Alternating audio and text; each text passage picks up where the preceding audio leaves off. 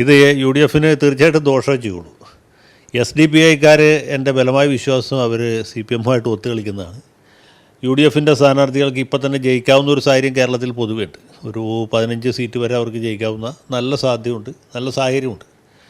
കാരണം LDF സർക്കാരിനെതിരായിട്ടുള്ള പൊതുവായൊരു വികാരമുണ്ട്. പിന്നെ കേന്ദ്രത്തിലേക്കുള്ള തെരഞ്ഞെടുപ്പാണ്. BJP-യെ പ്രതിരോധിക്കുന്നതിന് CPM-നേക്കാളും അല്ലെങ്കിൽ ഇടതുപക്ഷ പാർട്ടികളെക്കാളും കൂടുതൽ നന്നായിട്ട് പെർഫോം ചെയ്യാൻ പറ്റുന്നത് കോൺഗ്രസ്സിനാണ് എന്നൊരു പൊതുധാരണ കേരളത്തിലുണ്ട്. അപ്പോൾ BJP-ക്കെതിരായിട്ടുള്ള ഒരു വികാരം ഇവർക്ക് അനുകൂലമായിട്ട് നിൽക്കുന്നു. അപ്പോൾ പ്രത്യേകിച്ച് ഒരു പിന്തുണ ഇല്ലാതെ ഈ വെൽഫെയർ പാർട്ടിയുടെയോ അല്ലെങ്കിൽ പോപ്പുലർ ഫ്രണ്ടിൻ്റെ രാഷ്ട്രീയ രൂപമായ SDP-യുടെ ഒന്നും പിന്തുണയില്ലാതെ ജയിക്കാം. നമസ്കാരം. ലോക്സഭാ തെരഞ്ഞെടുപ്പ് പടിവാതിക്കൽ എത്തി നിൽക്കുന്ന ഈ സമയത്ത് പുതിയ മുന്നണി സമവാക്യങ്ങൾ രൂപം. ഇന്ത്യയിലെ പ്രബല പ്രതിപക്ഷ രാഷ്ട്രീയ കക്ഷികളെല്ലാം ചേർന്ന് INDIA എന്ന ഒരു മുന്നണിക്ക് രൂപം നൽകിയിരിക്കുന്നു. കോൺഗ്രസ് നേതൃത്വം നൽകുന്ന ഈ മുന്നണിയിൽ കോൺഗ്രസിന്റെ ബദ്ധ രാഷ്ട്രീയ ശത്രുക്കൾ എന്ന് വിശേഷിപ്പിക്കുന്ന CPM-ഉം CPI-യും പോലുള്ള ഇടതുപക്ഷ പാർട്ടികളും ഉണ്ട് എന്നുള്ളത് എടുത്തു പറയേണ്ട വസ്തുത തന്നെയാണ്. എന്നാൽ ഇപ്പോൾ കേരളത്തിൽ 20 സ്ഥാനാർത്ഥികളെയും പ്രഖ്യാപിച്ച് മിക്കവാറും സ്ഥാനാർത്ഥികൾ നാമനിർദ്ദേശ പത്രിക സമർപ്പിച്ചു കഴിഞ്ഞിരിക്കുന്നു. പ്രചരണം 1 വട്ടം 2 വട്ടം മുന്നോട്ട് പോയിക്കൊണ്ടിരിക്കുന്നു. 26-ാം തീയതി തെരഞ്ഞെടുപ്പ് എന്ന രീതിയിൽ പ്രഖ്യാപനം വന്നു കഴിഞ്ഞതിന് ശേഷം എല്ലാവരും എങ്ങനെയും വോട്ട് നേടണം എന്നുള്ള ഒരു ചിന്തയോടുകൂടി ഓടിക്കൊണ്ടിരിക്കുന്നു. ഇതിനിടയിൽ കേരളത്തിൽ SDPI എന്ന ഒരു സംഘടന ഇപ്പോൾ തങ്ങളുടെ പിന്തുണ പരസ്യമായി തന്നെ പ്രഖ്യാപിച്ചുകൊണ്ട് മുന്നിട്ട് വന്നിരിക്കുന്നു. കോൺഗ്രസിനായിരിക്കും ഇക്കുറി ഞങ്ങളുടെ പരസ്യ പിന്തുണ എന്നാണ് SDPIയുടെ മൂവാറ്റുപുഴ അഷറഫ് മൗലവി എന്ന പ്രവർത്തകൻ പറഞ്ഞിരിക്കുന്നത്. കോൺഗ്രസ്കാർ ഒരു കാരണവശാലും ഇതിനെ തള്ളുകയോ കൊള്ളുകയോ ചെയ്തിട്ടില്ല.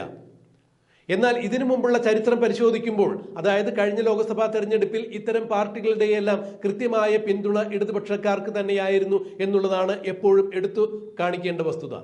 എന്നാൽ ഇക്കുറി ഇവർ ഈ വരുന്ന 2024 ലോക്സഭാ തെരഞ്ഞെടുപ്പിൽ ഞങ്ങൾ ഇടതുപക്ഷത്തിനല്ല, ഞങ്ങൾ കോൺഗ്രസിനാണ് കൃത്യമായി പിന്തുണ നൽകുന്നത് എന്ന് പരസ്യ പിന്തുണ നൽകുന്നു എന്ന് പ്രഖ്യാപിച്ചുകൊണ്ട് SDPI എന്ന രാഷ്ട്രീയ പ്രസ്ഥാനം മുന്നോട്ട് വരുമ്പോൾ അതിൽ ചില ദുഷ്ടലാക്കുകളുണ്ട്. ഇതിൽ പിണറായി വിജയന്റെ ഗൂഢ രാഷ്ട്രീയ തന്ത്രമുണ്ട് എന്ന് തന്നെയാണ് രാഷ്ട്രീയ നിരീക്ഷകർ സൂചിപ്പിക്കുന്നത്. കേരളത്തിൽ പിണറായി വിജയൻ നയിക്കുന്ന ഇടതുപക്ഷ മന്ത്രിസഭയോട് ഇടഞ്ഞു നിൽക്കുകയാണ് കേരളത്തിലെ പ്രബല ന്യൂനപക്ഷ വിഭാഗമായ ക്രൈസ്തവർ. ഈ ക്രൈസ്തവ വിഭാഗം ഇടഞ്ഞു നിൽക്കുമ്പോൾ പിണറായി വിജയൻ എന്ന CPM-ന്റെ സാരഥി, CPM-ന്റെ മുഖ്യമന്ത്രി മറ്റൊരു പ്രബല ന്യൂനപക്ഷമായ മുസ്ലിം സമുദായത്തിന്റെ വോട്ടുകൾ കരസ്ഥമാക്കിക്കൊണ്ട് തന്നെയാണ്, അല്ലെങ്കിൽ അവരുടെ പിൻബലത്തിൽ തന്നെയാണ് ഭരണ സാരഥ്യത്തിലേറിയതും ഇപ്പോഴും അങ്ങനെ തന്നെയാണ് തെരഞ്ഞെടുപ്പിനെ നേരിടാൻ വേണ്ടി മുന്നോട്ട് വരുന്നതും. എന്നാൽ ഇക്കുറി ലോക്സഭാ തെരഞ്ഞെടുപ്പിൽ കോൺഗ്രസിന് സുനിശ്ചിതമായ ഒരു വിജയം കൈവരിക്കാൻ സാധ്യമാകുന്ന രാഷ്ട്രീയ അന്തരീക്ഷമാണ് ഉള്ളത് എന്ന് മനസ്സിലാക്കിയ പിണറായി വിജയൻ തന്നെയാണ് ഇത്തരത്തിൽ ഒരു പ്രസ്താവന നടത്തിക്കുവാൻ വേണ്ടി അഷറഫ് മൗലവിയെ പ്രേരിപ്പിച്ചത് എന്നാണ് രാഷ്ട്രീയ നിരീക്ഷകർ ഇപ്പോൾ ചൂണ്ടിക്കാണിക്കുന്നത്. അതായത് കോൺഗ്രസിനോട് ചേർന്ന് നിൽക്കുന്ന, ഇടതുപക്ഷത്തോട് ഇടഞ്ഞു നിൽക്കുന്ന ക്രൈസ്തവ വിഭാഗത്തിന്റെ വോട്ടുകൾ ഒരു കാരണവശാലും കോൺഗ്രസിന് കിട്ടാതിരിക്കുവാൻ വേണ്ടി കോൺഗ്രസിന്റെ കൂടെയാണ് SDPI എന്ന ന്യൂനപക്ഷ പ്രസ്ഥാനത്തിന്റെ, അല്ല എന്നുണ്ടെങ്കിൽ സ്വതന്ത്ര പ്രസ്ഥാനമാണ് എന്ന് പറയുന്ന SDPIയുടെ വോട്ടുകൾ കോൺഗ്രസിനാണ് എന്ന് വരുമ്പോൾ തീർച്ചയായും ക്രൈസ്തവ വിഭാഗത്തിന്റെ വോട്ടുകൾ LDF-ന് പോരും എന്ന് തന്നെയാണ് പിണറായി വിജയൻ സ്വപ്നം കാണുന്നത്. അതുകൊണ്ട് ഇത് പിണറായി വിജയന്റെ ഗൂഢ രാഷ്ട്രീയ തന്ത്രം തന്നെയാണ് എന്നുള്ളതാണ് രാഷ്ട്രീയ നിരീക്ഷകർ ചൂണ്ടിക്കാണിക്കുന്നത്. ഒരു കാരണവശാലും കോൺഗ്രസ് സ്ഥാനാർത്ഥികൾക്ക് ഞങ്ങൾക്ക് SDPIയുടെ പിന്തുണയുണ്ട് എന്ന് പറഞ്ഞുകൊണ്ട് ഒരു വീടുകളിലും ചെന്ന് വോട്ട് ചോദിക്കാൻ സാധിക്കില്ല എന്നാണ് രാഷ്ട്രീയ നിരീക്ഷകർ പറയുന്നത്. കൃത്യമായ മതാതീത നിലപാടുകളുള്ള ഇത്തരം ഒരു സംഘടനയുമായി തങ്ങൾക്ക് ഏതെങ്കിലും തരത്തിൽ ഒരു തിരഞ്ഞെടുപ്പ് ധാരണയുണ്ട് എന്ന് വന്നു കഴിഞ്ഞാൽ ഉള്ള വോട്ട് കൂടി പോകും എന്നുള്ളത് തന്നെയാണ് ഇതിലൂടെ അർത്ഥമാക്കേണ്ടത്. അതുകൊണ്ട് കോൺഗ്രസ്സുകാർ ഒരു കാരണവശാലും പരസ്യമായി തങ്ങൾക്ക് SDPIയുമായി ഒരു ധാരണയുണ്ട് എന്ന് സമ്മതിക്കാൻ തയ്യാറായിട്ടില്ല. എന്നാൽ SDPIയുടെ വോട്ട് തള്ളാനും അവർ തയ്യാറായിട്ടില്ല. ഇതുപോലെ തന്നെയാണ് ഇടതുപക്ഷം. പരസ്യ പിന്തുണ നൽകി SDPI കോൺഗ്രസിനൊപ്പം നിൽക്കുമ്പോൾ അവർ തീവ്രവാദ സംഘടനയാണ് എന്ന് പറഞ്ഞുകൊണ്ട് SDPIയെ തള്ളിപ്പറയുവാൻ വേണ്ടി ഇടതുപക്ഷ നേതാക്കളും തയ്യാറായിട്ടില്ല. കാരണം SDPIയുടെ വോട്ടുകളെ നിഷേധിക്കുവാനോ ഈ തെരഞ്ഞെടുപ്പ് അടുത്തിരിക്കുന്ന ഈ വേളയിൽ ഒരു പ്രബല ന്യൂനപക്ഷ വിഭാഗത്തെ തീവ്രവാദ സംഘടനയുമായി ബന്ധമുണ്ട് എന്നുള്ളതിന്റെ പേരിൽ ഒരു കാരണവശാലും തള്ളിപ്പറയാൻ LDF-ഉം തയ്യാറായിട്ടില്ല എന്നുള്ളതാണ് രാഷ്ട്രീയ നിരീക്ഷകർ ചൂണ്ടിക്കാണിക്കുന്നത്. എന്തു തന്നെയായാലും കോൺഗ്രസിനെ സഹായിക്കാൻ എന്നുള്ള വ്യാജേന പരസ്യ പിന്തുണയുമായി ഇവർ എത്തിയിരിക്കുന്നത് കോൺഗ്രസിനെ തറ പറ്റിപ്പിക്കുവാൻ വേണ്ടിയാണ്. അല്ല എന്നുണ്ടെങ്കിൽ ഈ ലോക്സഭാ തെരഞ്ഞെടുപ്പിൽ ഏകദേശം ഒരു 15 സീറ്റെങ്കിലും നേടാൻ സാധ്യതയുള്ള കോൺഗ്രസിന്റെ വിജയ സാധ്യതയെ കുറയ്ക്കുവാൻ വേണ്ടി തന്നെയാണ് ഇങ്ങനെ ഒരു തന്ത്രവുമായി ഇവർ രംഗത്തിറങ്ങിയിരിക്കുന്നത് എന്നാണ് കേരളത്തിലെ പ്രബല രാഷ്ട്രീയ നിരീക്ഷകരെല്ലാം ചൂണ്ടിക്കാണിക്കുന്നത്. കേരളത്തിലെ രാഷ്ട്രീയ നിരീക്ഷകനും ചിന്തകനുമായ അഡ്വക്കേറ്റ് ജയശങ്കറും ഇത് തന്നെയാണ് ചൂണ്ടിക്കാണിക്കുന്നത്. ഒരു കാരണവശാലും ഇത്തരം ഒരു സംഘടനയുടെ പിൻബലം തങ്ങൾക്കുണ്ട് എന്ന് പറഞ്ഞുകൊണ്ട് കോൺഗ്രസ്കാർക്ക് ആരെയും സമീപിക്കാൻ സാധിക്കില്ല, ഞങ്ങൾക്ക് വോട്ട് ചെയ്യണം എന്ന് പറഞ്ഞുകൊണ്ട് ഇതാണ് അഡ്വക്കേറ്റ് ജയശങ്കർ ചൂണ്ടിക്കാണിക്കുന്നത്. എന്തായാലും SDPI കോൺഗ്രസിനാണ് പരസ്യ പിന്തുണ പ്രഖ്യാപിച്ചിരിക്കുന്നത് എന്നുള്ള വാർത്തയെ തുടർന്ന് അഡ്വക്കേറ്റ് ജയശങ്കർ ചില പ്രസ്താവനകൾ നടത്തുകയുണ്ടായി. ഒരു കാരണവശാലും ഇത് സദുദ്ദേശത്തോടു കൂടി തന്നെയല്ല ഇതിന്റെ പുറകിൽ പ്രവർത്തിച്ചിരിക്കുന്നത് ഇടതുപക്ഷത്തിന്റെ ഗൂഢതന്ത്രം തന്നെയാണ്. ക്രൈസ്തവ വിഭാഗത്തിന്റെ വോട്ടുകൾ ഒറ്റയടിക്ക് വെട്ടി മാറ്റി ഇടതുപക്ഷത്ത് എത്തിക്കുവാൻ വേണ്ടിയുള്ള പിണറായി വിജയന്റെ തന്ത്രങ്ങൾ തന്നെയാണ് ഇതിന് പുറകിൽ എന്നാണ് രാഷ്ട്രീയ നിരീക്ഷകർ ചൂണ്ടിക്കാണിക്കുന്നത്. ഇതേ അഭിപ്രായം തന്നെയാണ് അഡ്വക്കേറ്റ് ജയശങ്കറും പങ്കുവയ്ക്കുന്നത്. അഡ്വക്കേറ്റ് ജയശങ്കറിന്റെ വാക്കുകൾ നമുക്കൊന്ന് കേൾക്കാം. ഇത് UDF തീർച്ചയായിട്ടും ദോഷം ചെയ്യുള്ളൂ. SDPIക്കാർ എൻ്റെ ബലമായ വിശ്വാസം അവർ CPM-ആയിട്ട് ഒത്തുകളിക്കുന്നതാണ്. UDF സ്ഥാനാർത്ഥികൾക്ക് ഇപ്പം തന്നെ ജയിക്കാവുന്ന ഒരു സാഹചര്യം കേരളത്തിൽ പൊതുവെ ഉണ്ട്. ഒരു 15 സീറ്റ് വരെ അവർക്ക് ജയിക്കാവുന്ന നല്ല സാധ്യതയുണ്ട്, നല്ല സാഹചര്യമുണ്ട്. കാരണം LDF സർക്കാരിനെതിരായിട്ടുള്ള പൊതുവായൊരു വികാരമുണ്ട്. പിന്നെ കേന്ദ്രത്തിലേക്കുള്ള തെരഞ്ഞെടുപ്പാണ്. BJP പ്രതിരോധിക്കുന്നതിന് CPM-നേക്കാളും അല്ലെങ്കിൽ ഇടതുപക്ഷ പാർട്ടികളെക്കാളും കൂടുതൽ നന്നായിട്ട് പെർഫോം ചെയ്യാൻ പറ്റുന്നത് കോൺഗ്രസിനാണ് എന്നൊരു പൊതുധാരണ കേരളത്തിലുണ്ട്.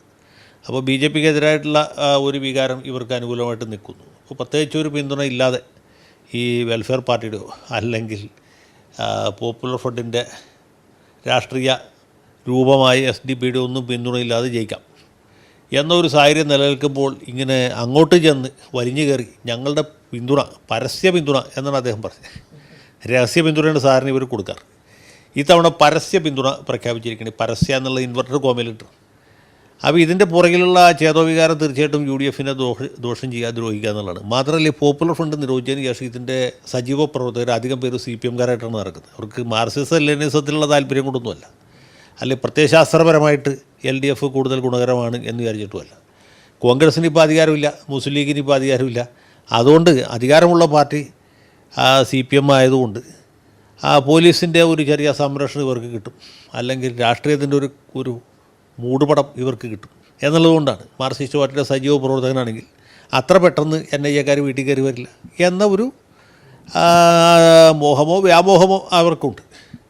അപ്പോൾ ഇങ്ങനെ ഒരു സാഹചര്യത്തിൽ ഈ പിന്തുണ പ്രഖ്യാപിച്ചത് CPM നേതൃത്വത്തിൻ്റെ അറിവോടും അനുവാദത്തോടും ഒത്താശയോടും കൂട്ടായിരിക്കുമെന്ന് ഞാൻ വിചാരിക്കുന്നു. കാരണം നാളെ തൊട്ട് പിണറായി വിജയനും MV ഗോവിന്ദൻ മാഷുമൊക്കെ മതമൗലികവാദികളും മതരാഷ്ട്രവാദികളും ഇപ്പോൾ UDF-നെയാണ് പിന്തുണയ്ക്കുന്നത് എന്നറിയാമല്ലോ എന്ന് ഒരു ആരോപണമായിട്ട് മുന്നോട്ട് വരും. അപ്പോൾ സത്യം പറഞ്ഞാൽ UDF-കാരായ വിഷമത്തിലാവും. UDF-നെ തള്ളി പറയാൻ പറ്റുമോ? SDP-യുടെ വോട്ട് ഞങ്ങൾക്ക് വേണ്ട എന്ന് പറഞ്ഞാൽ കണ്ടോ, ഇവിടെ ന്യൂനപക്ഷക്കാരുടെ വോട്ടിന് യാതൊരു വിലയുമില്ലേ എന്ന ചോദ്യമായിട്ട് മറുഭാഗത്ത് നിന്ന് വരും. അപ്പോൾ സുധാകരന് തള്ളി പറയാൻ പറ്റില്ല, സതീശിന് തള്ളി പറയാൻ പറ്റില്ല, കുഞ്ഞാലിക്കുട്ടിക്ക് ഒരിക്കലും പറയാൻ പറ്റില്ല. ഇങ്ങനെ ഒരു വിഷമവൃത്തത്തിൽ UDF-നെ ആക്കുന്നതിൽ SDP-കാർ വിജയിച്ചു. 20 മണ്ഡലത്തിൽ പരസ്യ പിന്തുണ എന്ന് പറയുമ്പോൾ ഇപ്പോൾ ഈ PDP-കാരുടെയും വെൽഫെയർ പാർട്ടിക്കാരുടെയും അതുപോലെ SDP-കാരുടെ വോട്ട് മുന്നിൽ കണ്ടുകൊണ്ടാണ് എളമരം കരീം കോഴിക്കോട് കരീം ക എന്ന പേര് തൂലികാനാമത്തിൽ മത്സരിക്കുന്നത്. ഇത്ര നാളും അദ്ദേഹം എളമരം കരീം എന്നുള്ള പേരിൽ അറിയപ്പെട്ടിരുന്നത്. ഇപ്പോൾ പുള്ളി കരീം കയായി മാറിയത് ഇക്ക വന്നത് ഈ വോട്ട് പ്രതീക്ഷിച്ചിട്ടാണ്. അദ്ദേഹം ഇവരുടെയൊക്കെ വോട്ട് നേരത്തെ ക്യാൻവാസ് ചെയ്തിട്ടാണ് രംഗത്ത് വന്നിട്ടുള്ളത്. കോഴിക്കോട്ട് അറിയപ്പെടുന്ന എല്ലാ പോപ്പുലർ ഫ്രണ്ടുകാരും കരീമിന് വേണ്ടി എന്താണ് വലിയ പ്രചരണം നടത്തിക്കൊണ്ടിരിക്കുകയാണ്. അതുപോലെ തന്നെയാണ് ആരിഫിൻ്റെ സ്ഥിതി. ആരിഫിൻ്റെ പണ്ട് തന്നെ ഇങ്ങനെ ഒരു വലിയ ആരോപണമുണ്ട്. അദ്ദേഹം ഇതുപോലുള്ള കേസുകളിൽ ഇടപെടുകയും ആലപ്പുഴയിൽ തന്നെ ഇതുപോലുള്ള വർഗീയ സംഘടനകളൊക്കെ ഉണ്ടായ വർഗീയ സംഘടനകളും കൊലപാതകമൊക്കെ ഉണ്ടായപ്പോൾ പരസ്യമായി പോപ്പുലർ ഫ്രണ്ടുകാരെ പിന്തുണച്ച ആളാണ് എന്ന് പരാതിയുള്ള ആളാണ്. അങ്ങനെയുള്ള ആൾ അവിടെ മത്സരിക്കുകയാണ്. പോപ്പുലർ ഫ്രണ്ടുകാരുടെ പിന്തുണയുള്ള AM ആരിഫും SDP-യുടെ പരസ്യ പിന്തുണയുള്ള KC വേണുഗോപാലും തമ്മിൽ മത്സരിക്കുന്ന രംഗം നിങ്ങൾ ആലോചിച്ച് നോക്കി. ഇതിൻ്റെ ഗുണഭോക്താവ് ആരായിരിക്കും എന്നും കൂടി നിങ്ങൾ ആലോചിച്ച് നോക്കുക. ഈ നാട്ടിലെ ആളുകളെ വിഡ്ഢികളാക്കുന്നതിനൊരു പരിധിയില്ലേ? സത്യം പറഞ്ഞാൽ ഏപ്രിൽ 1-നാണ് അദ്ദേഹത്തിൻ്റെ ഈ ചരിത്രപരമായ പ്രഖ്യാപനം ഉണ്ടായിട്ടുള്ളത്. അത് വളരെ കൃത്യമാണ്.